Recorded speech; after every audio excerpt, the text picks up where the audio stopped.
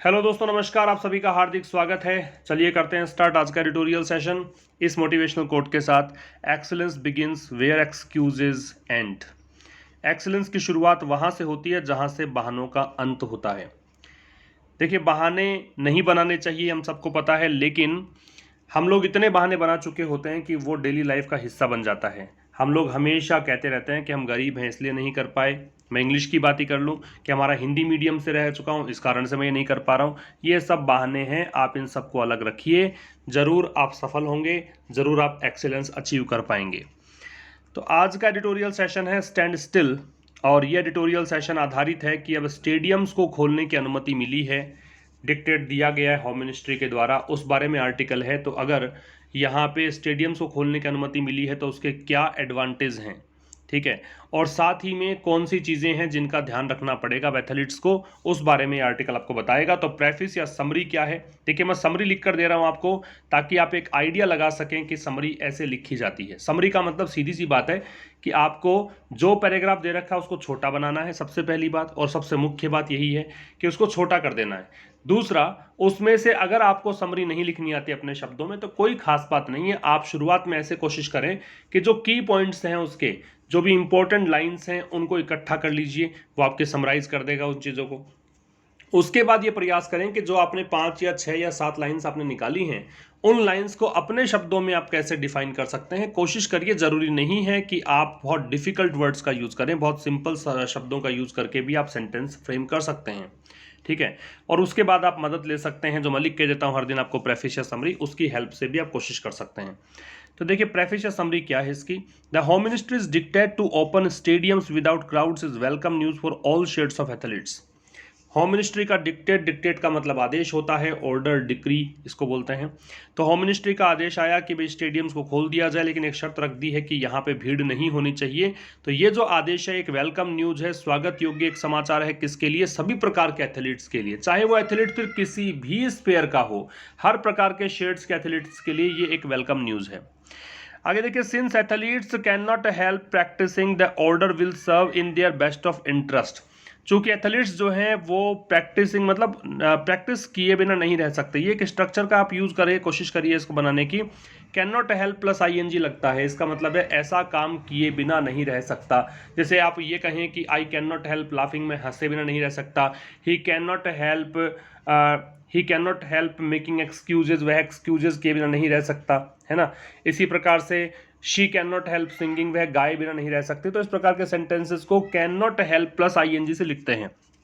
तो कह रहा है since athletes can't help practising, चूंकि एथलीट्स जो है वो प्रैक्टिस किए बिना नहीं रह सकते, the order will serve in their best of interest. तो इसलिए जो आदेश आया है होम मिनिस्ट्री के द्वारा, ये उनके हित में होगा कि अब स्टेडियम्स खुल गए हैं, प्रैक्टिस कर सकते हो आप। फिर कह रहा है कि during their practice at gyms they will have to adhere to hygiene practices such as wearing mask, using hand sanitizer etc। तो कह रहा है कि भाई प्रैक्टिस के दौरान जब वो जिम में प्रैक्टिस करते हैं तो उनको यहाँ पे हाइजीन प्रैक्टिसेस का ध्यान रखना पड़ेगा। एडहेयर टू का मतलब होता है पालन करना। अब हाइजीन प्रैक्टिसेस कौन सी है? साफ सफाई का ध्यान रखने की बात है। साफ सफाई का ध्यान कैसे रख सकते हो, उसके एग्जाम्पल दिए हैं कि आप मास्क पहन के रखें, आप हैंड सैनिटाइजर्स का प्रयोग करें, इस तरीके से। सिंस अ रूकी player may not have facilities eight hand. अब कह रहा है कि भाई जो शुरुआत करते हैं ना, जो प्लेयर्स, रूकी का मतलब है शुरुआत करने वाले, नॉविस जो हैं, बिगिनर्स हैं, स्टार्टर्स हैं, उनके लिए रूकी शब्द का प्रयोग करते हैं। तो चूंकि जो स्टार्टर्स होते हैं, जो शुरुआत करते हैं खिलाड़ी, उनके पास हो सकता है कि फैसिलिटीज़ नहीं हो उनके पास। ऐसा नहीं है कि सबके पास घरों में जिम होगी, ऐसा नहीं है कि सबके पास एक जोगर्स पार्क होगा कि वो आराम से जॉगिंग कर पाएंगे अपने घर पर ही। तो फिर उनके लिए ये जो चीज़ हुई है कि भी opening up the sporting infrastructure will help them. तो ये अब जो स्टेडियम्स खोल दिए गए हैं तो देखो अब स्टेडियम में जाके वो प्रैक्टिस कर पाएंगे, उनके लिए बहुत फायदेमंद ये चीज़ है। तो आपको समझ में आ गया होगा किस बारे में आर्टिकल है। चलिए बढ़ते हैं ग्रामर और वोकेबलरी की ओर। तो आज जो वर्ड्स आपको मिलेंगे उसमें लॉन्गिंग एक वर्ड है, तो यर्निंग, पाइनिंग, क्रेविंग, हैंकरिंग, इच्छा को बोलते हैं, लालसा को बोलते हैं। कल 2 सेशंस वोकेबलरी के मैंने करवाए थे, 2 डिफरेंट चैनल्स हमारे चलते हैं, उसको आप डिस्क्रिप्शन में जाके उनका लिंक देख सकते हैं। उनमें डिफेंस का चैनल है, वहाँ पर वोकेबलरी करवाई है। बैंकिंग मैंने चैनल पे भी वोकेबलरी बूस्टर के नाम से एक आपको सेशन दिया गया था, वो भी ज़रूर आप देखें, क्योंकि तीनों चैनल्स पर डिफरेंट मटेरियल, डिफरेंट चीज़ें आपको मिलती हैं, है ना। बिल्कुल स्टफ, बिल्कुल डिफरेंट स्टफ वहाँ पे मिलेगा आपको। तो वहाँ पर भी आप बहुत सारी चीज़ें सीख सकते हैं अगर आपके पास टाइम है और अगर आप इंटरेस्टेड हैं तो। दूसरा देखिए डिक्टेट। डिक्टेट का मतलब होता है आदेश। तो आदेश के लिए आप डिक्री यूज़ करते हैं, एडिक्ट यूज़ करते हैं, डायरेक्टिव यूज़ करते हैं, ऑर्डर या कमांड, आदेश ही है सबका मतलब। ट्रांसपायर का मतलब घटित होना होता है, तो अकर, हैपन, टेक प्लेस, ये सब हो जाएंगे। ड्रिल का मतलब ट्रेनिंग, कोचिंग, एक्सरसाइज, अभ्यास को बोलते हैं। वोकेबलरी ड्रिल मैंने शुरू किया हुआ है, वो प्रैक्टिस ही होती है, एक प्रकार से हमारी एक्सरसाइज होती है। फिर इसके अंदर एडहेर टू आया था, अभी एडहेर टू का पालन करना होता है, तो इसको आप अबाइड बाई से, स्टिक टू से, कंप्लाई विद से, स्टैंड बाई से, कन्फर्म टू से बता सकते हैं। खास बात यहाँ पे प्रेपोजिशन वाली है। एडहेर में टू लगता है, अबाइड में बाई लगता है, स्टिक में टू लगता है, कंप्लाई में विद लगता है, स्टैंड में बाई लगता है, कन्फर्म में टू लगता है। तो इन सब का अर्थ हो जाएगा किसी चीज़ का पालन करना। फिर रुकी हमने देखा था अभी, जो रुकी का मतलब नॉविस होता है, बिगिनर होता है या स्टार्टर, शुरुआत करने वाले को बोलते हैं रुकी। आज शुड मॉडल का प्रयोग किया गया है, और शुड का प्रयोग हम जनरली जो पढ़ते हैं कि सजेशन या एडवाइस के लिए करते हैं, उससे हटकर थोड़ा सा प्रयोग एक दो दिन से देखने मिल रहा है न्यूज़पेपर में। उसी को देखते हैं मैंने शुड का प्रयोग यहाँ पे लिखे हैं, जो आपको शायद ना पता हो वो यूसेस हैं, ठीक है। जो आपको सजेशन या कि एडवाइस के लिए आते हैं उनकी हम बात नहीं कर रहे हैं। अब मॉडल देखो, ड्यूटी के लिए यूज कर सकते हो। ड्यूटी का मतलब कर्तव्य। If you are annoyed with him you should tell him. तो यदि आप उससे परेशान हैं तो आपको बता देना चाहिए उसको, ठीक है। तो यहाँ पे ये ड्यूटी आपकी है, कर्तव्य। You if you are annoyed with him you should tell him. अब एक प्रकार से तो आपको लग रहा है कि सजेशन है, सलाह है, इस प्रकार से ही है, लेकिन ड्यूटी के अर्थ में है कि if you are annoyed with him you should tell him, कि आपका ड्यूटी बनती है कि आपको बता देना चाहिए। प्रोबेबिलिटी के लिए, संभावना के लिए आता है, और आज के एडिटोरियल में जो इसका यूज किया गया है वो संभावना के अर्थ में ही किया गया है। My dry cleaning should be ready this afternoon, तो कह रहा है कि मेरी ड्राई क्लीनिंग जो है इस दोपहर तक संभवतया लाइकली टू रेडी होनी चाहिए। लाइकली टू के अर्थ में आ रहा है कि शायद वो रेडी हो जाए ड्राई क्लीनिंग, तो ये संभावना के लिए शुड का प्रयोग कर सकते हैं। शुड का प्रयोग दैट के बाद में भी कर सकते हैं, ठीक है। इसका मतलब जब पॉसिबल कोई सिचुएशन पॉसिबली एग्जिस्ट करे, या फिर हो सकता है कि एग्जिस्ट हो सकती हो आगे भविष्य में जाकर, तो दैट के बाद में भी कर सकते हो। We agreed that we should meet the following day, तो हम सहमत हो गए कि हम अगले दिन मिलेंगे, तो अगले दिन मिलने की संभावना है कि, है ना, they might meet the next day. तो ऐसी कंडीशन में शुड का प्रयोग किया है दैट के बाद में। इसके अलावा सो दैट और इन ऑर्डर दैट, इन दोनों का मतलब होता है पर्पज शो करने के लिए यूज करते हैं, ताकि ऐसा हो जाए, इसलिए ऐसा हो जाए। तो ऐसे कंडीशन में सो दैट और इन ऑर्डर दैट, इन दोनों फ्रेजेस के साथ में भी आप शुड लगा सकते हो। तो देखिए, he took his umbrella so that he should not get wet. तो ही टुक हिज अम्ब्रेला, उसने अपना छाता ले लिया ताकि वो भीग ना जाए। तो ये एक पर्पज हो गया है कि छाता क्यों लिया, तो उसका कारण नजर आ रहा है कि भी भीग ना जाए इसके लिए। तो यहाँ पे शुड का प्रयोग किसके लिए हो रहा है, पर्पज शो करने के लिए, सो दैट के बाद में। ऐसे ही इन ऑर्डर दैट के बाद में भी हो सकता है। एक इसका प्रयोग आप कर सकते हो फॉर फियर दैट, या इन केस, या लेस्ट, इनके बाद में भी कर सकते हो, ठीक है। इस डर से, इस स्थिति में कहीं ऐसा ना हो जाए, ऐसी कंडीशन में, इन सब में कर सकते हो। तो he took his umbrella in case it should rain. अब की बार देखिए, उसने अम्ब्रेला लिया कि कहीं अगर बारिश हो जाए तो उस कंडीशन में, तो ये इन केस की स्थिति में, ठीक है। तो इस शुड का प्रयोग कर दिया हमने। तो ये कुछ शुड के प्रयोग हैं, ध्यान रखिएगा। आज के एडिटोरियल में प्रोबेबिलिटी बताने के लिए शुड का प्रयोग है, वो हम डिस्कस कर लेंगे जब एडिटोरियल पे आएंगे। आ जाइए रिवीजन पर। तो रिवीजन में कॉलम्स मैच करने हैं। सकर का मतलब क्या है, रिकॉल करो अपने आप से। जितना अधिक आपको याद आ रहा है उतनी ज़्यादा प्रैक्टिस आपने डेफिनेटली की होगी, ठीक है। सकर का मतलब हेल्प बताया था मैंने आपको, याद आ रहा हो तो। एड, हेल्प, है ना, सहायता करने को बोलते हैं। क्रक्स का मतलब सेंट्रल पॉइंट होता है, क्रक्स का इंपॉर्टेंट पॉइंट को बोलते हैं। लिगामेंट्स का मतलब जो जॉइंट में इश्यूज होते हैं उसको बोलते हैं, टिश्यूज, सॉरी, जॉइंट में टिश्यूज होते हैं उसको बोलते हैं, जॉइंट टिश्यूज को। एक मैंने वन वर्ड कराया था, आपको याद आ रहा हो तो। पेरिलस का खतरनाक होता है, ये हमने किया था, पालस भी किया था, पेरिलस भी किया था। और फ्लाउट, फ्लाउट का मतलब होता है किसी की आज्ञा का पालन ना करना, किसी को डिसओबे करना, उस अर्थ में आता है। तो चलो मैच करते हैं। तो यहाँ देखिए, तो सकर है, सकर का तो हो जाएगा हेल्प, ये जुड़ जाएगा किससे, यहाँ पे दे रखा आपको हेल्प। फिर क्रक्स है, क्रक्स का मतलब टफ जॉइंट इश्यू, जो टिश्यू, जो टफ टिश्यूज इन जॉइंट्स जो होते हैं, जॉइंट्स में टफ टिश्यूज है, सख्त उत्तक जो होते हैं, कठोर उत्तक होते हैं, उसको बोलते हैं लिगामेंट्स। क्रक्स, सॉरी, क्रक्स का मेन पॉइंट, लिगामेंट्स का ये वाला, ठीक है ना। सकर का मतलब तो हमने पढ़ा हेल्प, क्रक्स का मतलब मेन पॉइंट, मुख्य भाग, लिगामेंट्स का ये, पेरिलस का मतलब खतरनाक होता है तो डेंजरस, और फ्लाउट का मतलब डिसओबे। तो ये हमने ए और बी कॉलम्स को जोड़ दिया है, जो हमेशा हम करते आ रहे एक्सरसाइज। इस एक्सरसाइज से बहुत आपको फर्क पड़ेगा, आपका कॉन्सेंट्रेशन डेवलप होगा, आपकी वोकैबुलरी रिकॉल करने में हेल्प मिलेगी। वोकैबुलरी ड्रिल पे आ जाइए। तो इसमें आज जो वर्ड्स हैं तो उसमें रुकी हमने भी देखा, तो रुकी का नोविस था, स्टार्टर था, बिगिनर था। जो स्टार्ट करता है उसको बोलते हैं novice.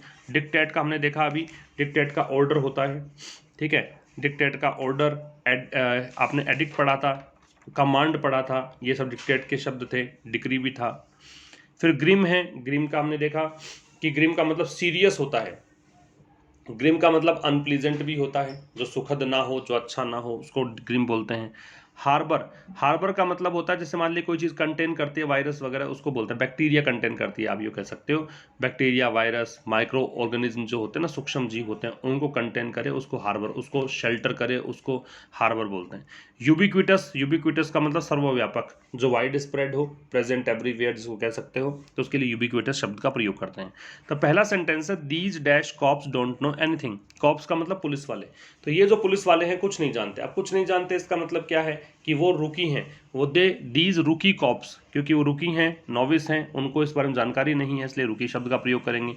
Bathroom door handles can dash germs. Bathroom door handles हैं, वो जर्म्स को कर सकते हैं। तो जर्म्स को क्या कर सकते हैं? जर्म्स, जीवाणुओं को कंटेन कर सकते हैं। तो हार्बर आ जाएगा, क्योंकि हार्बर का मतलब शेल्टर देना होता है, हार्बर का समाहित करना होता है, तो इसलिए harbour. Ants are dash. Ants चींटियों को बोलते हैं, चींटियां हैं। चींटियां हर जगह मिलती हैं, किसी भी देश में चले जाइए, कहीं पर भी चले, चींटियां हर जगह है, तो यूबिक्विटस है, सर्वव्यापक है, तो यूबिक्विटस आ जाएगा इसमें। फिर फोर्थ में, the company president issued a dash that employees may not wear jeans to work. तो कंपनी प्रेसिडेंट जो है, उन्होंने एक ये पारित किया कि एम्प्लॉइज जो है वो जींस नहीं पहनकर आ सकते काम पर जब आए। तो ये क्या है? उनका आदेश है। आदेश है तो क्या आ जाएगा? डिक्री आ जाएगा। तो डिक्री आ जाएगा, डिक्टेट आ जाएगा। तो अभी जो वोकल ड्रिल है उसमें ऑप्शन आपके पास डिक्टेट, डिक्टेट का प्रयोग करेंगे। तो ये आपका वोकैबुलरी ड्रिल रहा। देखो, वोकैबुलरी ड्रिल और रिवीजन से आपको बहुत फायदा होगा। थोड़ा सा लॉन्ग टर्म में आप सोचेंगे तो बहुत फायदा है आपको।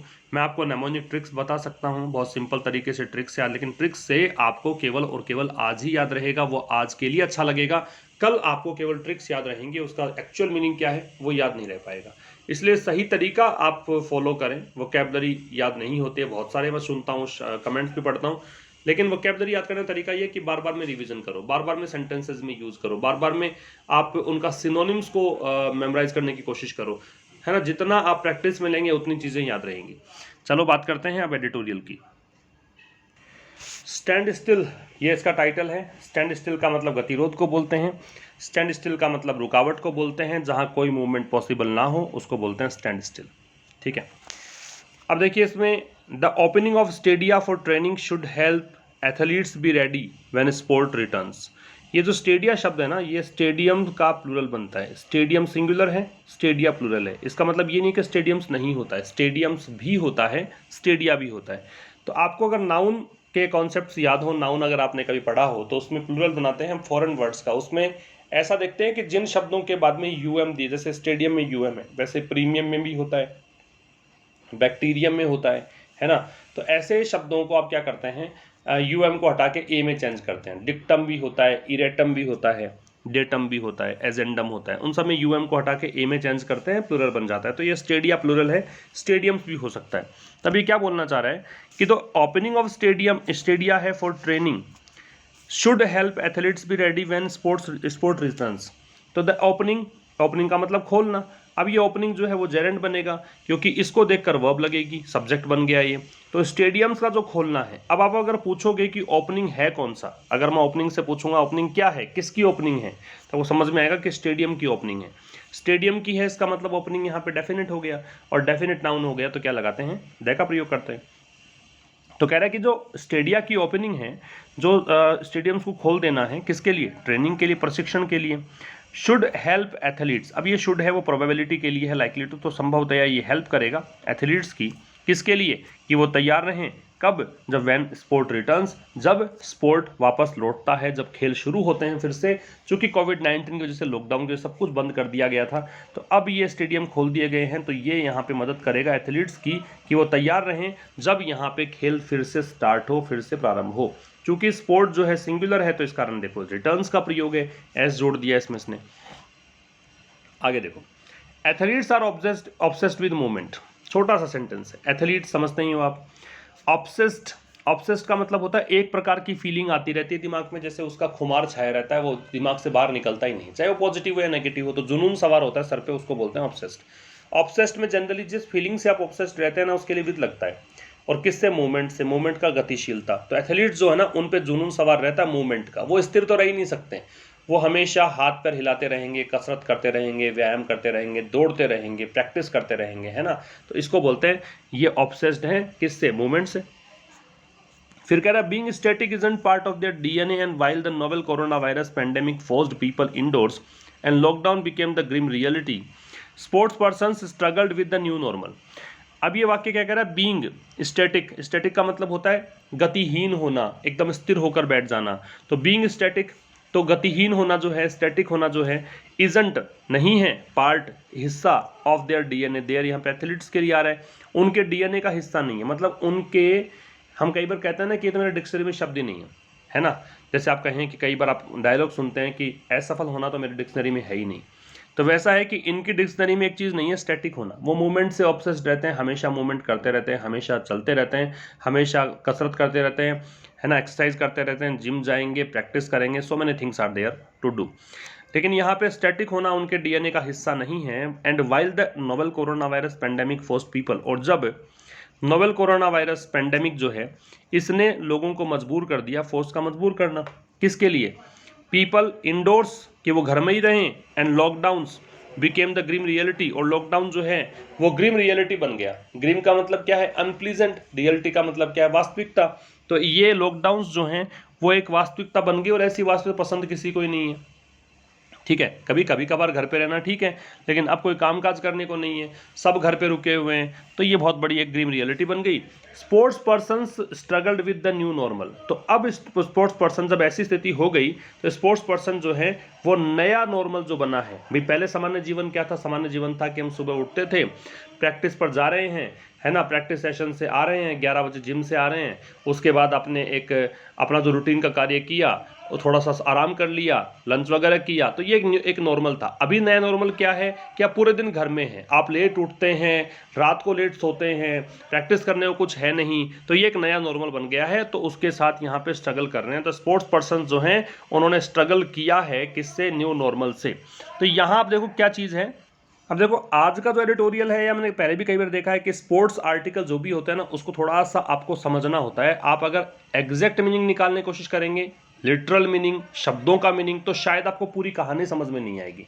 If you really want to go through the article then you will have to read between the lines. आपको अर्थ निकालना पड़ेगा, बीच में क्या लिखा है, उसका मतलब एक भाव क्या है, हिडन मीनिंग क्या है, वो निकालना पड़ेगा। तो यहाँ तक की बात में देखो, आपको अगर मैं पूरा ट्रांसलेशन की बात करूँ, या फिर वर्ड्स की बात करूँ, या ग्रामर की बात करूँ, तो ऑब्सेस्ड का मतलब और ग्रिम का मतलब तो बता दिया मैंने। ऑब्सेस्ड विद आता है पहली बात, ऑब्सेस्ड का जुनून सवार होना होता है, ग्रिम का मतलब अनप्लीजेंट के लिए यूज़ किया गया है, फिर ठीक है। और ये कहा गया है कि भी एथलीट्स जो हैं वो मूवमेंट का उनको जुनून होता है, स्टैटिक होना उनके डीएनए में नहीं है। और जब नोवेल कोरोना वायरस ने, ये जो पेंडेमिक है, इसने लोगों को मजबूर कर दिया घर पर रहें, और लॉकडाउन से एक नई, एक अनप्लीजेंट सी रियलिटी बन चुकी है, तो यहाँ पे स्पोर्ट्स पर्सन्स ने स्ट्रगल किया है इस नए नॉर्मल के साथ में एडजस्ट होने में। भाई अनुकूल बनाने में टाइम तो लगेगा, और कोई चीज़ अगर नई है तो उसके साथ स्ट्रगल करना ही पड़ता है, ठीक है। आगे देखो, आयरोनिकली का मतलब होता है व्यंग्यात्मक तौर से विडंबना है। आयरोनिकल एक्चुअल में ऐसा है कि जैसे आपने कोई सेंटेंस बोला, और उस सेंटेंस का अगर आप शब्दों पे जाएंगे तो मीनिंग अलग है, उसके भाव पर जाएंगे तो मीनिंग अलग है। जैसे कई बार होता है ना कि आपके माता पिता या टीचर ने आपसे कहा हो बेटा बहुत होशियार है तू, तो अगर ऐसा सुन लिया आपने बहुत होशियार है, तो इसका मतलब समझ जाते हैं कि आज तो क्या है कि बेइज्जती कर रहे हैं ये लोग। तो ये जो एक शब्द सेंटेंस है, सेंटेंस तो ये कि बहुत होशियार है, लेकिन आपको समझ में आ जाता है कि ये तो मज़े ले रहे हैं, तो इसका मतलब ये आयरोनिकल है। तो वही है कि आयरोनिकली ये विरोधाभासी चीज़ है, ये एक विडंबना है कि before the virus left into vulnerable lungs, before the virus, की इससे पहले कि जो वायरस से पहले द है क्योंकि कोरोना वायरस है। जब हमें पता होता है किसी शब्द के बारे में कि हम इस शब्द की बात कर रहे हैं तो फिर वो हम द का प्रयोग कर लेते हैं उससे पहले। लेफ्ट इनटू लीप का मतलब छलांग लगाना होता है, तो लेफ्ट इनटू छलांग लगाई। इनटू वल्नरेबल लंग्स, वल्नरेबल का मतलब क्या होता है, वीक, जिस पर आसानी से अटैक संभव हो, है ना। लंग्स का मतलब फेफड़े। तो यहाँ की वायरस पहले ही मतलब लंग्स पर, वल्नरेबल लंग्स, वो एथलीट जिनके लंग्स वल्नरेबल हैं उन पर अटैक उनका हो पाता। कई का तो इम्यूनिटी सिस्टम बहुत स्ट्रॉन्ग है, कुछ की इम्यूनिटी कमजोर है, तो उस पर अटैक कर पाता। अभी लेफ्ट इनटू का मतलब छलांग लगाना है, लेकिन आप उसको पढ़ेंगे क्या कि अटैक कर पाता वायरस उन पर। तो यहाँ पे sporting schedules cut across continents, तो स्पोर्टिंग शेड्यूल्स का मतलब हो गया कि जो खेल के जो कार्यक्रम हैं, शेड्यूल्स का मतलब भी कि ये प्रतिस्पर्धा या फिर ये टूर्नामेंट या फिर ये मैच इस समय खेला जाना है। शेड्यूल बनता है पूरे साल का पहले ही, तो स्पोर्टिंग शेड्यूल्स जो है कट हो गए। अक्रॉस कॉन्टिनेंट्स का मतलब सभी महाद्वीपों में, चाहे एशिया की बात कर लो, यूरोप की बात कर लो, अमेरिका की बात कर लो, ऑस्ट्रेलिया की बात कर लो, हर जगह का हालत यही है। And the wide whispered plea, इसको प्ली बोलते हैं, in locker rooms was about the need to rest sore muscles. और विस्पर्ड प्ली, विस्पर्ड का मतलब विस्पर का कानाफूसी करना होता है, लेकिन यहाँ पे आप कह सकते हो एकदम साइलेंट म्यूट प्रकार का। प्ली का मतलब याचना होती है, तो यहाँ पे एक रिक्वेस्ट मान लीजिए, है ना। इन लोकर रूम का मतलब होता है वो स्थान जहाँ पर खिलाड़ी जो हैं अपनी ड्रेस वगैरह चेंज करते हैं, तैयार होकर आते हैं, उसको लोकर रूम्स बोलते हैं। वॉज अबाउट द नीड, और यहाँ पे एक चुपचाप से एक चीज़, यहाँ पे एक रिक्वेस्ट थी कह सकते हो इस लॉकडाउन या फिर कोरोना वायरस के चलते, कि कोरोना वायरस उन खिलाड़ियों के ऊपर अटैक कर पाता उससे पहले एक यहाँ पे दबी हुई सी एक आवाज़ थी कि लोकर रूम्स में, कि वही आवाज़ थी, was about the need to rest sore muscles. Sore muscles का मतलब वो मसल्स, वो मांसपेशियां जो दुखती हैं, वो मांसपेशियां जो जकड़ी हुई हैं, उसको सोर बोलते हैं। सोर का मतलब एक्चुअल में दुखना या पेन करना होता है। तो कि आपने बहुत मेहनत कर ली, आपने बहुत ज़्यादा मतलब यहाँ पे अपना ज़िंदगी में आप रुके ही नहीं हैं, अब थोड़ा सा समय है कि आप रुकें, अपने सोर मसल्स को रेस्ट दें, ये यहाँ पे आवाज़ थी। ठीक है, समझ में आ गया। तो यहाँ कह रहा है कि विडंबना ये है, विडंबना इसलिए इसने बोला कि ऊपर तो कहा कि भी रुकना इनका काम ही नहीं है, डीएनए में नहीं है, लेकिन अब जब कोरोना वायरस ये आ गया और कोरोना वायरस उन पर अटैक कर पाता, उससे पहले तो क्या है, स्पोर्टिंग शेड्यूल जितने भी थे पूरे महाद्वीपों में, सभी महाद्वीपों में कैंसिल कर दिए गए, कट कर दिए गए। और उसके बाद में ये कहा है लेखक ने, थोड़ा सा यहाँ पे अंदाज समझिएगा, ये यहाँ पे कहा है कि भाई जो लोकर रूम्स थे, लोकर रूम्स जहाँ पे खिलाड़ी तैयार होते थे मैदान पर उतरने से पहले, उनमें एक साइलेंट सी वहाँ पे एक आवाज़ थी कि भाई अब जाके थोड़ा आराम करो, अपनी मांसपेशियों को आराम दो, अभी आपको खेलना नहीं है। तो इस प्रकार का वहाँ पे माहौल बन गया। फिर कह रहा है but once the pause button was pressed, activities such as sprinting on the turf with the accompaniments of adequate sunshine and spectators became a longing. लेकिन अब ये देखो, खिलाड़ियों को लगा कि पॉज बटन है, आप देखो 2 बटन होते हैं, जैसे कि मैं जिस सॉफ्टवेयर से ये अभी रिकॉर्ड कर रहा हूँ इसमें मैं दिखाता हूँ, देखो आपको 2 बटन होंगे। एक देखो ऊपर आपको बटन नजर आ रहा है, वो पॉज बटन है, उसके बीच में है वो स्टॉप का है। मैं अगर बीच वाला दबा दूंगा तो इसका मतलब हो जाएगा क्या, कि मैंने स्टॉप कर दिया है, वीडियो को खत्म कर दिया, कंप्लीट कर दिया है ना।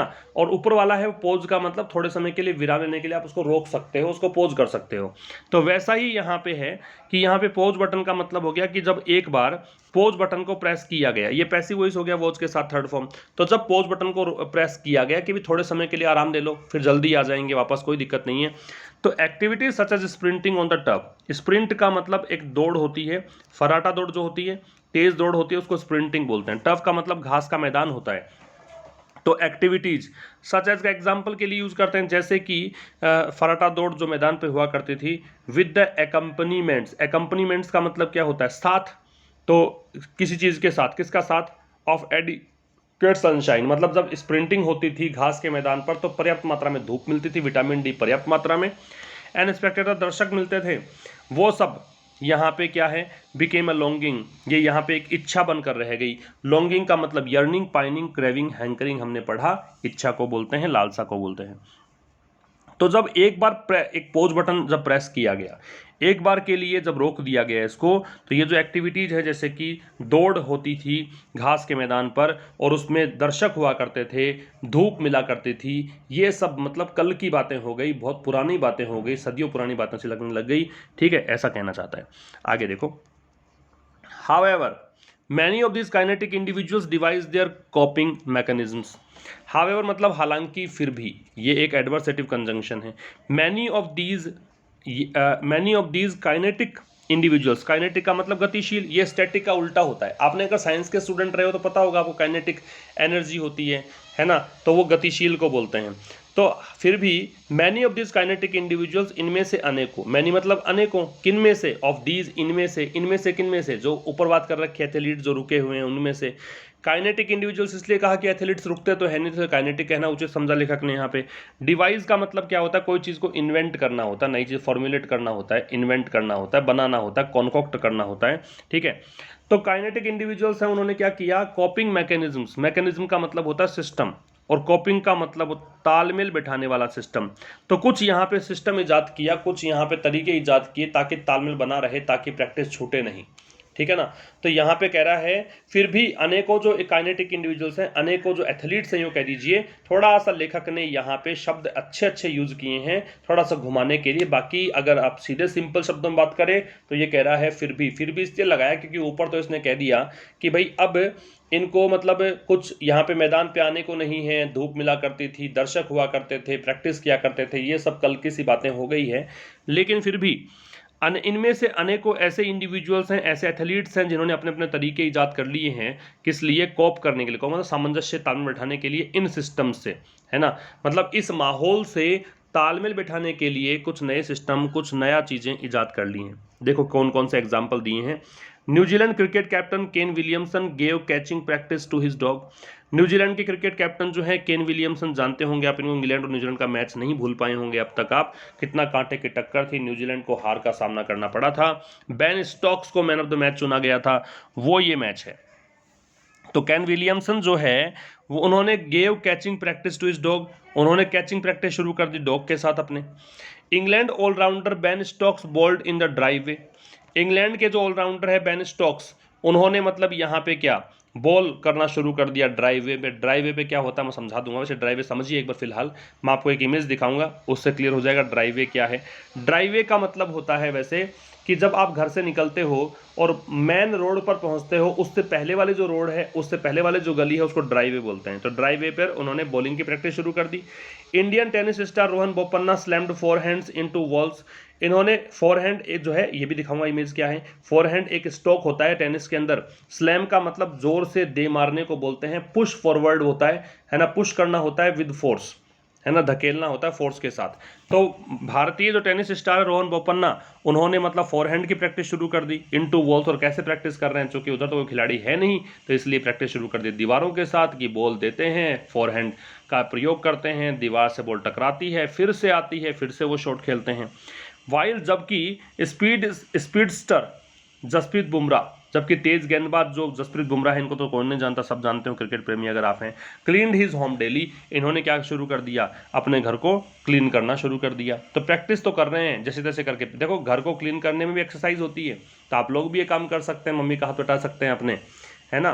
तो यहाँ पे देखो ये सब काम करना शुरू कर दिया। इन्होंने क्या किया कि भाई अब प्रैक्टिस करने के लिए जिम नहीं खुले, स्टेडियम नहीं है, और सबके पास सब सुविधाएं होती नहीं है, तो इन्होंने अपने अपने तरीके से काम करना शुरू किया। केन विलियमसन ने कैच प्रैक्टिस शुरू कर दी डॉग के साथ, इंग्लैंड के ऑलराउंडर बेन स्टोक ने बॉलिंग शुरू कर दी ड्राइवे पे, रोहन बोपन्ना है, उन्होंने वॉल्स की सहायता से फोरहैंड खेलना शुरू कर दिया, फोरहैंड का स्ट्रोक का प्रैक्टिस करनी शुरू कर दी। और जसप्रीत बुमराह जो तेज गेंदबाज है भारतीय क्रिकेट टीम के, उन्होंने घर की सफाई करनी शुरू कर दी। इस प्रकार से कॉप किया है, कॉपिंग मैकेनिज्म इसलिए बोला था। हम आपको दिखाता हूँ दो इमेजेस जिससे पता लग जाएगा कि फोरहैंड क्या है और ड्राइवे क्या है। तो ये देखो पहली इमेज है ड्राइवे की, समझ रहे हो आप, ये ड्राइवे है, घर से निकलते हैं, एक छोटा सा रास्ता रोड है, फिर ये मुख्य रोड पर आकर मिल जाएगी, ये ड्राइवे है, इसको तो ड्राइवे बोलते हैं। तो इमेज से क्लियर हो जाएगा, क्योंकि कई शब्द क्या है कि आपको हिंदी में लेकर जाऊंगा, उसका मीनिंग बताऊंगा, उससे बढ़िया है ना इमेज से आप समझ लें कि वो चीज़ है क्या। और फोरहैंड क्या है वो देखो, ये फोरहैंड होता है, एक बैक हैंड शॉट भी होता है, कभी काम आएगा बताऊंगा मैं आपको। ये फोरहैंड है, बिल्कुल सामने की तरफ खेलते हैं, पाम की मदद से, हथेली की मदद से सामने की तरफ शॉट खेलते हैं, उसको बोलते हैं फोरहैंड। तो इसकी प्रैक्टिस कर रहे हैं वो, रोहन बोपन्ना के लिए कहा गया है। चलो आ जाते हैं आगे की लाइन्स पर। अब कह रहा है कि भी even if sport is shedding its rust as evident in the Bundesliga football that commenced in Germany, sports icons in the world at large and specifically in India needed their regular fix of training at grounds and gyms. Even if, तो even if का मतलब चाहे ऐसा है कि sport is shedding its rust, कि चाहे ऐसा हो रहा हो कि जो खेल है वो शेड का मतलब गिराना होता है, जैसे आंखों से आंसू गिराए, पेड़ से पत्ते गिरे, इसको शेड बोलते हैं।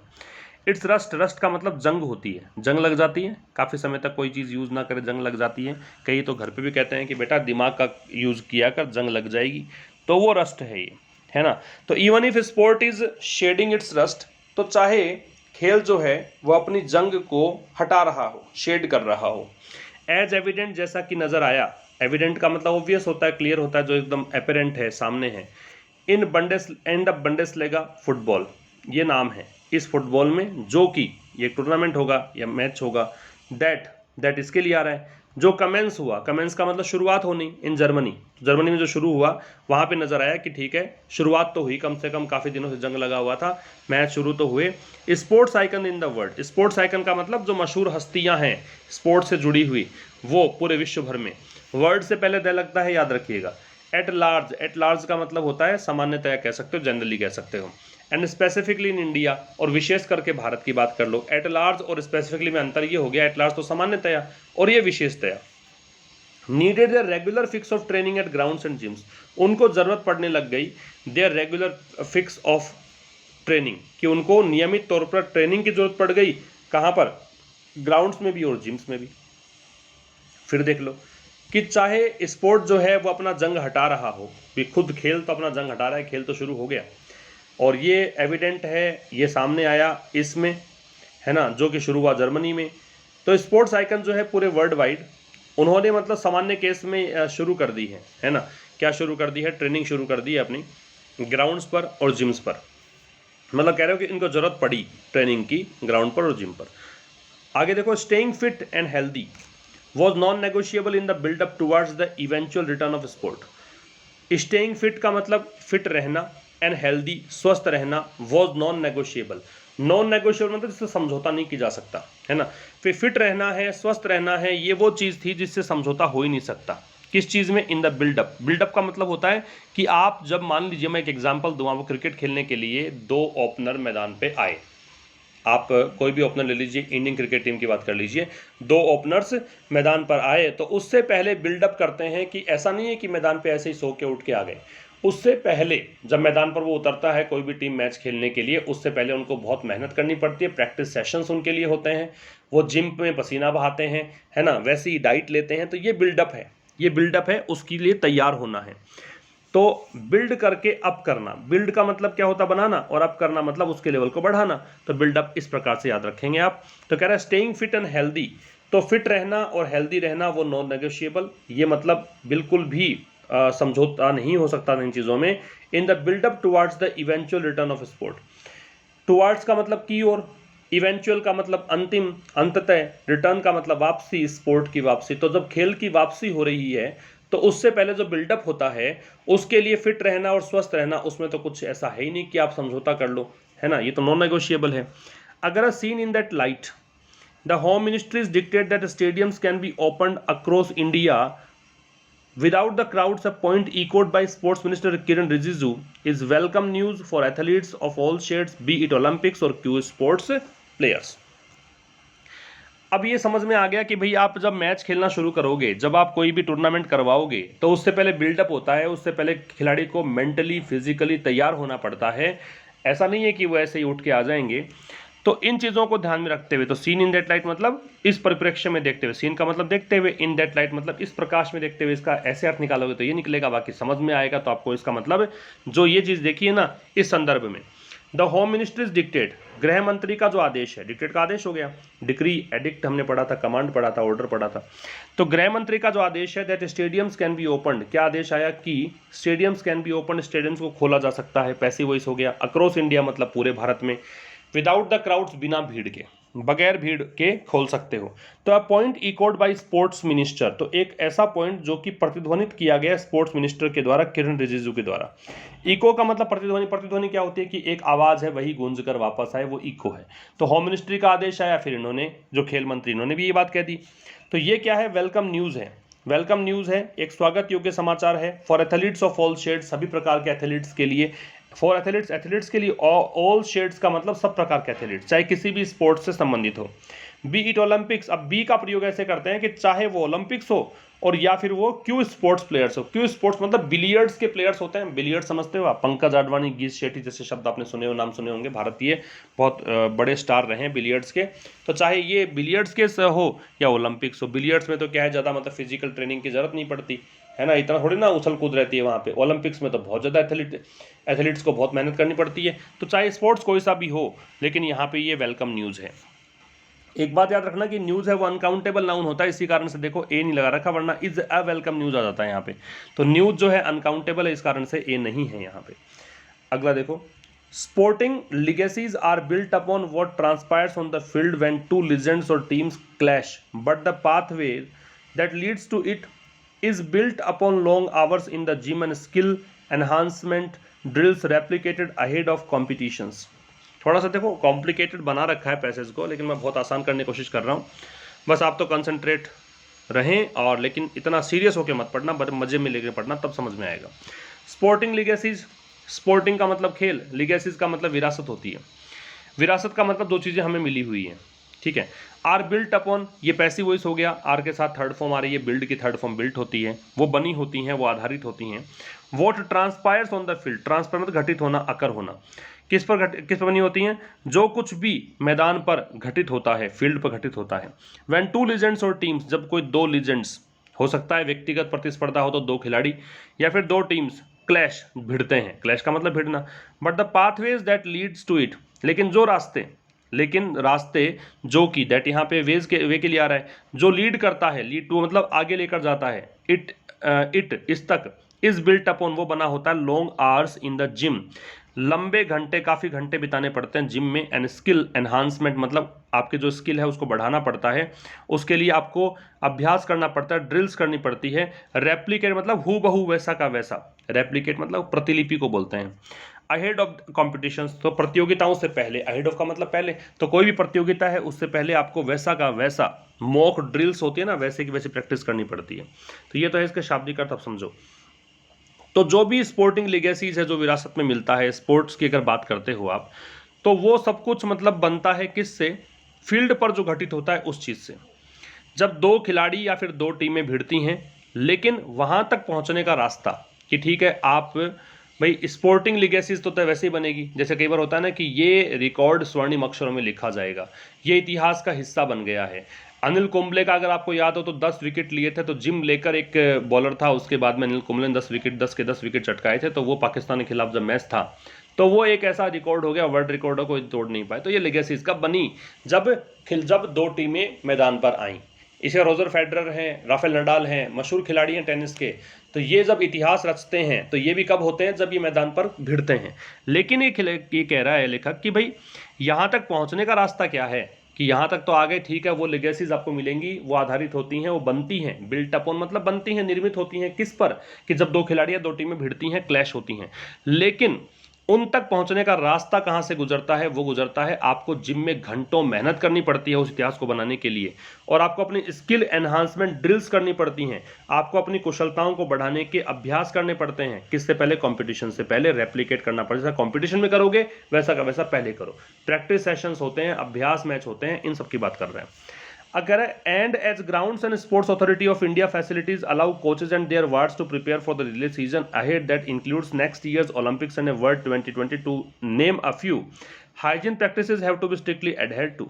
देखो, एंड और as grounds and sports authority of India, तो ग्राउंड्स हैं और स्पोर्ट्स अथॉरिटी ऑफ इंडिया जो हैं, फैसिलिटीज़, ये सुविधाएं जो हैं, अलाउ कोचेज, ये कोचेज को अलाउ करती हैं, एंड देयर वार्ड्स का मतलब कोच का प्रशिक्षण देने वाला, वार्ड्स का प्रशिक्षण लेने वाला, और उनके जो प्रशिक्षु हैं, to prepare for the delayed season, कि वो तैयार रहें किसके लिए, डिलेड सीजन, जो सत्र उनका काफ़ी लंबा खिंच गया है, डिले हो गया है, उसके लिए। सीजन नाउन है, डिलेड यहाँ पे एडजेक्टिव है। अहेड, आगे जो सीजन है, दैट इंक्लूड्स, वो सीजन, अब यहाँ पे सीजन के लिए दैट आ रहा है, वो सीजन जो इंक्लूड करता है, इंक्लूड है उसमें, सीजन चूंकि सिंगुलर है इस कारण से इंक्लूड्स है, नेक्स्ट ईयर्स ओलंपिक्स, उस सीजन में अगले साल ओलंपिक्स होने वाले हैं, वो हैं। अब वर्ल्ड T20, एक विश्व कप होने वाला 2020 का। टू नेम अ फ्यू, अगर कुछ का नाम लिया जाए तो ये दो टूर्नामेंट मुख्य हैं। उस स्थिति में हाइजीन हाइजीन का मतलब होता है साफ सफाई संबंधी, प्रैक्टिस का मतलब कोई भी जो आपके आचार व्यवहार जो चीज़ें चलाते हो वो प्रैक्टिसेस। तो आपको साफ सफाई संबंधी ध्यान रखना पड़ेगा। Have to be strictly adhere to, have to be होना ही पड़ेगा, स्ट्रिक्टली मतलब सख्ती से, एडहेयर टू का पालन करना, तो इनका सख्ती से पालन करना पड़ेगा। तो यहाँ पे क्या कहना चाह रहे हैं कि जब ग्राउंड्स और sports authority of India facilities जो हैं वो कोचेज को और उनके प्रशिक्षुओं को अलाउ करती है कि आप डिलेड सीजन तैयारी रखो। भी आपने ग्राउंड्स खोल दिए है ना, स्पोर्ट्स अथॉरिटी ऑफ इंडिया जब खेल मंत्रालय ने कह दिया कि आप तैयारियां शुरू कर दो, तो यहाँ तो आपको अलाउ कर दिया कि कोचेज को भी अलाउ कर दिया कि तैयारियां करवाओ, और जो उनके वार्ड्स हमको उनको कह दिया कि आप तैयारी करो, है ना। किसके लिए तैयारी करो? जो डिलेड सीजन है कि आपको सीजन तो अगले साल करना है स्टार्ट, तो उसके लिए तैयारी करना शुरू कर दो अब से ही। और ये सीज़न जो है उसमें बताया कि भाई ओलंपिक्स होगा और T20 वर्ल्ड कप भी होगा, कुछ नाम इन्होंने गिनाए हैं। फिर कह रहा है कि भाई हाइजीन प्रैक्टिसेज जो हैं, मतलब आपको साफ सफाई से ध्यान रखने पड़ेंगे, इनका पालन सख्ती से किया जाना चाहिए। आगे कह रहा है कौन कौन से प्रैक्टिसेज हैं? Wearing mask, using hand sanitiser specially in gyms that can harbour bacteria and viruses on various equipment. Wearing mask, mask पहनना, using hand sanitisers, hand sanitisers का यूज़ करना, स्पेशली इन जिम्स, विशेष करके कब? स्पेशली का particularly होता है, विशेषकर से कब? जब जिम में आप हो। दैट कैन, दैट यहाँ पे जिम के लिए है।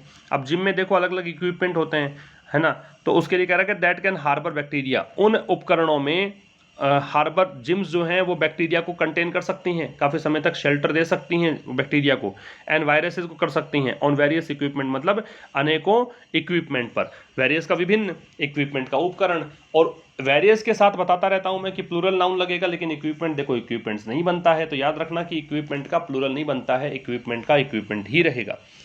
समझ में आ गया? तो ये कह रहा है कि मास्क पहनना, हैंड सैनिटाइजर का यूज करना, विशेष करके आप जब जिम में हो, क्योंकि जिम जो है वो बैक्टीरिया को हार्बर कर सकता है। बैक्टीरिया का सिंगुलर बनता है बैक्टीरियम से, स्टेडिया है ना, स्टेडियम सिंगुलर है, वैसे बैक्टीरियम सिंगुलर, वैसे बैक्टीरिया प्लूरल बन गया, वैसे स्टेडिया प्लूरल बन जाता है, स्टेडियम्स भी होता है हालांकि, लेकिन यहाँ बैक्टीरियम्स नहीं होता।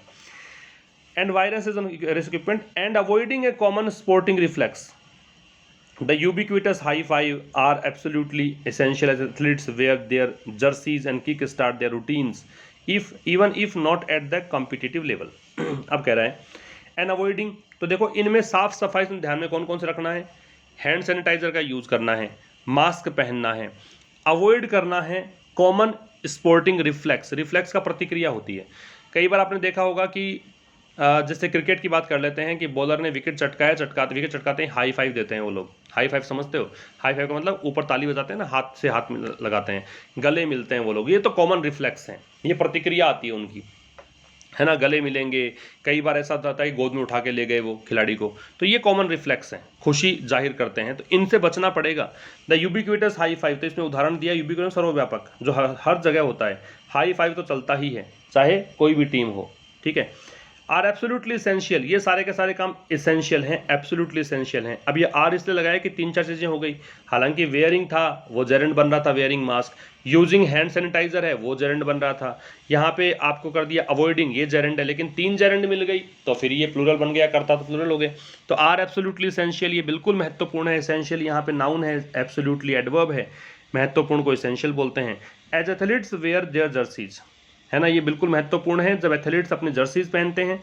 And kick start the routines, kick मतलब शुरू करना, और जो अपने रूटीन्स को स्टार्ट करते हैं, even if not at the competitive level, चाहे कॉम्पिटिटिव लेवल पर ना हो, है ना, मतलब प्रतिस्पर्धात्मक स्तर पे ना हो चाहे, लेकिन उनको ये चीज़ें ध्यान रखनी पड़ेगी।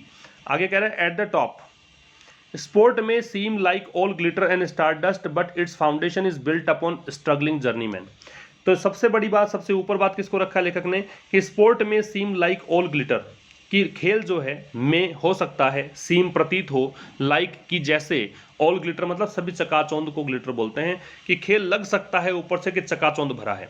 एंड स्टार डस्ट, स्टार मतलब स्टारडम होता है इसके अंदर, है ना, मतलब स्टारडस्ट मतलब क्या कह सकते हो आप, जैसे एक ग्लैमरिंग लाइफ जो होती है ना, उसके लिए यूज़ कर रखा है।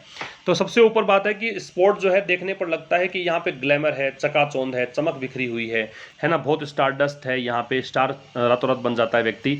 लेकिन कह रहा है कि भी इसकी फाउंडेशन जो है, इसका जो नींव है, is built upon struggling journey man, वो नींव जो है वो जर्नी मैन, मतलब जर्नी मतलब यात्रा होती, जर्नी का यात्रा, मैन मतलब कोई व्यक्ति, तो यात्री जो निकलता है अपने घर से मंजिल की ओर, जो शुरुआत करते हो, स्ट्रगल करना पड़ता है, तब जाके मंजिल पे पहुंचते हो, तो उस पर बनी होती है नींव। ये नींव जो है बिल्ट अपॉन, पैसिव वॉइस हो गया, बनी है, आधारित है किस पर?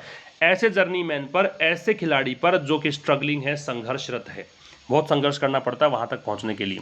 फिर कह रहा for instance the rookie tennis player chasing points and the athlete trying to shrug aside rural poverty will not have the money to construct a state of the art gym inside their homes with price points stretching into lakhs। तो उदाहरण के लिए, for instance उदाहरण के लिए, रूकी का मतलब क्या होता है? रूकी का मतलब स्टार्टर, बिगिनर। तो जो रूकी टेनिस प्लेयर है, मतलब जो शुरुआत कर रहा है, नोविस खिलाड़ी है, टेनिस प्लेयर है, चेजिंग पॉइंट्स, पॉइंट्स का पीछा कर रहा है, पॉइंट्स अर्जित करने जा रहा है। एन एथलीट, और एथलीट है कोई, trying to shrug aside, shrug मतलब गेट रिड ऑफ कह सकते हो। श्रग का वैसे कंधे उचकाना होता है, असाइड का एक तरफ कर देना होता है। तो यहाँ पे एक प्रकार से छुटकारा पाना कह सकते हो। रूरल पॉवर्टी मतलब ग्रामीण जो गरीबी है। या कोई एथलीट है जो कोशिश कर रहा है अपनी गरीबी मिटाने की, will not have the money, उनके पास पैसा नहीं होगा, to construct a state of the art gym, मतलब उनके पास पैसा नहीं होगा घर में जिम बना ले। State of the art gym का मतलब हो गया कि भी अपने पास सुविधा रख ले वो जिम की, है ना, इनसाइड देयर होम्स, अपने घरों के अंदर ही, with price points stretching into lakhs, क्योंकि ये जिम जो होती है ना, उनकी प्राइस पॉइंट्स कहाँ तक जाती हैं? लाखों में जाती हैं कीमत। तो लाखों रुपए उनके पास तो नहीं होंगे, शुरुआत करिए। तो कह रहा है उदाहरण के लिए, उदाहरण इसलिए दिया क्योंकि ऊपर कह रखा भाई बहुत स्ट्रगलिंग जर्नी मैन के लिए तो शुरुआत देखो बहुत मुश्किल होती है, फाउंडेशन जो है वो इस पर आधारित होता है। तो कहा है कि जो शुरुआत करता है टेनिस प्लेयर जो कि पॉइंट्स चेज करने जा रहा है, या कोई एथलीट है जो कि गरीबी मिटाने जा रहा है, तो उनके पास इतना पैसा नहीं होगा कि वो जिम खुद बना ले अपने घरों के अंदर, और क्योंकि उसकी प्राइस पॉइंट्स जो हैं वो कहाँ तक जाती हैं? लाखों में जाती हैं। Nor do they stay in gated communities with jogging tracks. Nor से स्टार्ट करोगे सेंटेंस तो इन्वर्जन लगेगा, तो डू यहाँ पे हेल्पिंग वर्ब पहले और दे यहाँ पे मैन वर्ब बाद में। और ना ही उनके पास, मतलब ना ही वो स्टे करते हैं गेटेड कम्युनिटीज़ में। गेटेड कम्युनिटीज़ का मतलब कम्युनिटीज़ होती हैं, बड़े बड़े पार्क हैं, जॉगिंग पार्क्स हैं, बड़े बड़े दरवाजे लगे हैं, ऐसी कम्युनिटीज़ में स्टे नहीं करते हैं वो जॉगिंग ट्रैक्स की। वहाँ पे जॉगिंग ट्रैक आपको मिलेगा, जॉगिंग वहीं पर कर सकते हो आप। Opening up the sporting infrastructure across the country will help this needy base besides the established stars।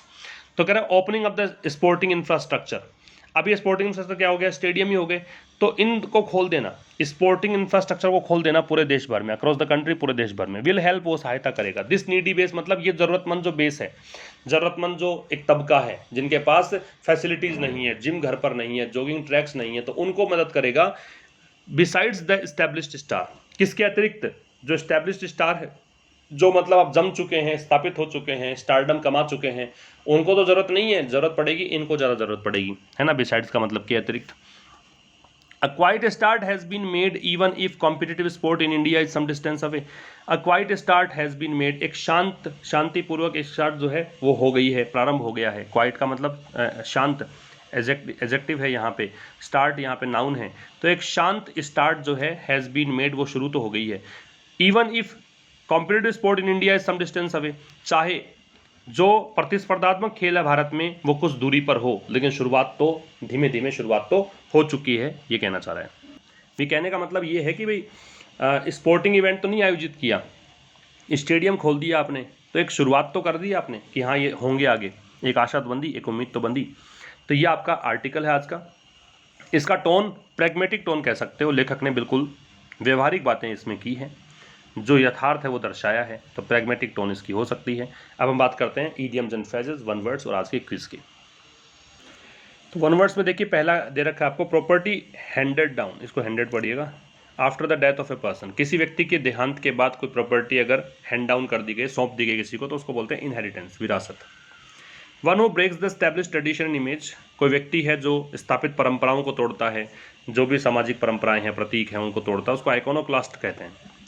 One who believes in that gaining pleasure is the most important thing in life, कोई व्यक्ति ये विश्वास करता है कि जिंदगी में तो सुख प्राप्ति ही सब कुछ है, सुख ही होना चाहिए, तो hedonist. Building in which a dead body is kept for a time, ऐसा भवन, ऐसी बिल्डिंग जिसमें मृत शरीर को रखते हैं उसको मोर्चरी बोलते हैं, ये तो आपने मूवीज़ वगैरह में देखा हो काफ़ी बार। Placing a thing besides another, beside करिएगा इसको, किसी एक चीज़ के नज़दीक दूसरी चीज़ को रखने को बोलते हैं जक्स्टापोज, ठीक है, एक के नज़दीक दूसरे को रखना। ईडियम्स एंड फ्रेजेस में स्टूल पिजन, सारे नए नए ईडियम्स हैं। स्पाई और इन्फॉर्मर, स्टूल पिजन का मतलब है कोई जासूस, जैसे कोई कबूतर है और स्टूल पे बैठा हुआ है, इसका मतलब ये नहीं है पक्षी है, आपकी बातें सुन रहा है, वो कहीं ना कहीं जाके बताएगा, जासूसी का काम कर सकता है, ऐसे इसको याद करिएगा। Possesses a memory like a sieve, be forgetful, तो भुलक्कड़ होना। सीव का छलनी होता है, चाय छानते हैं छलनी के अंदर, उसको बोलते हैं सीव। तो मेमोरी ऐसी हो जैसे सीव हो, तो उसमें सीव में क्या होता है, कुछ ठहरता ही नहीं है, पानी डालोगे सब निकल जाएगा, तो वैसा ही इसके अंदर है, कुछ भी डालोगे दिमाग में सब निकल जाएगा। Love me love my dog, if you love someone you must be willing to accept everything about them. अगर आप किसी से प्रेम करते हो तो जो भी उसकी बिलोंगिंग्स है उससे भी प्रेम करना चाहिए। तो ये कह रहा है मुझे भी प्रेम करो, मेरे डॉग से भी। तो मुझे प्रेम करते हो तो मेरा डॉग है उससे भी प्रेम करो, मेरी बाकी चीज़ें उससे प्रेम करो। हैव टू लेफ्ट फीट, तो टू डांस ऑकवर्डली और कैन डांस, दोनों पैर बाएं पैर ही हैं, लेफ्ट पैर लेफ्ट फीट है, राइट तो है ही नहीं। तो जब दोनों ही लेफ्ट होंगे तो कितना ऑकवर्ड होगा पहली बात, फिर वो डांस कर ही नहीं पाएगा, करेगा तो फिर वो ऑकवर्डली करेगा। Dead from the neck up, to be stupid, भी नेक का गर्दन होता है, गर्दन से ऊपर का भाग क्या होता है, गर्दन से ऊपर का भाग सर होता है। अब सर के अंदर कुछ है नहीं, एकदम मरा हुआ है सर, डेड है, तो मतलब मूर्ख है, भोंदू है, कुछ समझ में नहीं आता है, इंटेलिजेंट नहीं है, ऐसे याद कर लीजिए। ये है आपका आज का प्रश्न, देखिए इसको देखें, इसका स्क्रीनशॉट ले लीजिए, फिर मैं कल का आंसर बताता हूँ आपको। Risk averse investors are moving money to fixed deposits of state owned banks and top rated finance companies as the stock market remains volatile. बात रही कल के क्विज की, तो कल के क्विज में जो आंसर था वो आंसर होगा आपका अलोंग विद दे रखा था, अलोंग ही आएगा। अलोंग विद मतलब दोनों ही मूविंग होते हैं, वहां पे एक ही मूविंग था, एक मूविंग नहीं था, एक कांस्टेंट था, इस कारण से अलोंग आएगा, अलोंग विद नहीं आएगा। शायद सी आंसर था, देख लीजिएगा कौन सा आंसर था, लेकिन अलोंग विद में विद नहीं आएगा। अब बात करते हैं पेड यूजर्स के लिए कुछ क्विज हैं उनकी।